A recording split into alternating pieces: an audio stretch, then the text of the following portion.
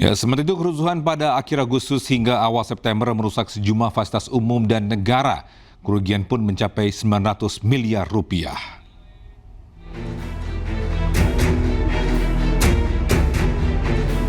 Sejumlah fasilitas umum di Jakarta masih dalam perbaikan setelah sebelumnya dirusak oleh massa. Menteri Pekerjaan Umum Dodi Hanggodo mengecek langsung kondisi terkini fasilitas umum yang rusak. Berdasarkan data Kementerian Pekerjaan Umum, kerugian negara mencapai 900 miliar rupiah.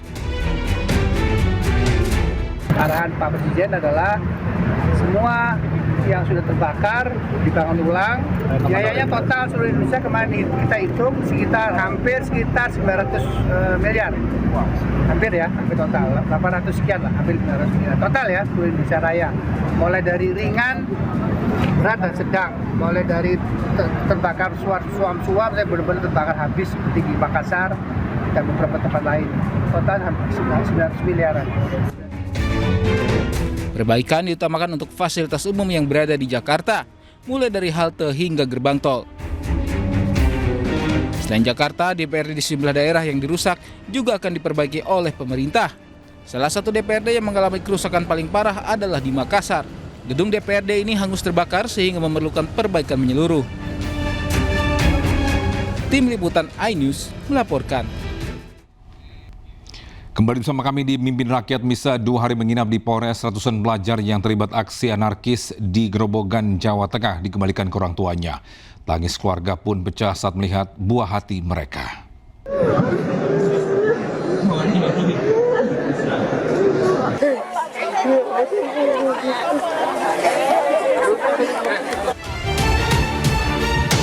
Tangis para orang tua pecah ketika melihat anak mereka dibebaskan setelah 2 hari mendekam di tahanan Mapolres Grobogan, Jawa Tengah.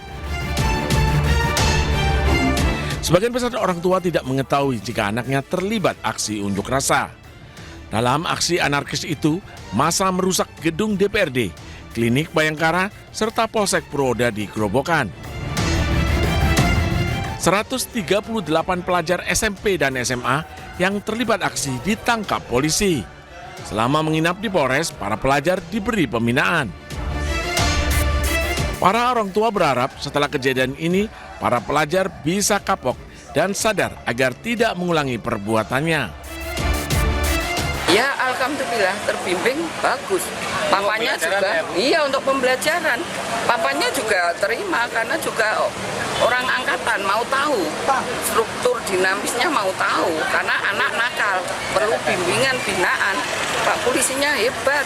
Dengan pihak sekolahan, kemudian juga ada Kemenak yang sudah memberikan suatu arahan-arahan dengan tujuan anak ini supaya bisa fokus belajar, kemudian bisa tumbuh kembang dengan baik. Saat pemulangan, para pelajar diminta menandatangani surat perjanjian untuk tidak mengulanginya lagi.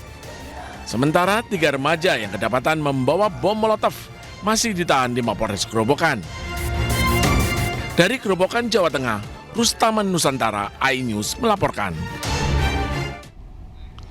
Ya, sementara itu Menteri Hak Asasi Manusia Natalius Pigai meminta aparat penegak hukum membedakan antara pendemo dan perusuh dalam penindakan. Hal ini penting untuk proses penegakan hukum. Kami meminta kepada aparat penegak hukum untuk harus secara tegas dan jelas membedakan dan memisahkan para pengunjuk rasa dan perusuh. Itu harus tegas. Mana yang masuk kategori pengunjuk rasa dan mana yang masuk kategori perusuh. Pembeda ini penting karena hari ini kami mendapatkan informasi bahwa beberapa para demonstran maupun juga mereka yang perusuh sedang diamankan di institusi kepolisian. Treatment atau penegakan hukum juga harus dibedakan bagi mereka yang demonstran atau pengunjuk rasa, harus dibedakan dengan bagi mereka yang perusuh atau Pemirsa, Presiden Prabowo Subianto ini mengklaim aparat sudah mengantongi indikasi pihak-pihak yang bertanggung jawab atas kericuhan yang terjadi di sejumlah lokasi. Presiden pun menegaskan tak akan mundur untuk membela rakyat. Semua aparat negara akan selidiki siapa yang bertanggung jawab. Ya. Saya menduga kita sudah ada indikasi-indikasi dan kita akan tidak ragu-ragu. Saya tidak ragu-ragu membela rakyat. Saya akan hadapi mafia-mafia yang sekuat apapun saya hadapi atas nama rakyat. Saya bertekad memberantas korupsi. Sekuat apapun mereka. Demi Allah, saya tidak akan mundur setapapun. Saya yakin rakyat bersama saya. Terima kasih. Wassalamualaikum warahmatullahi wabarakatuh. Terima kasih.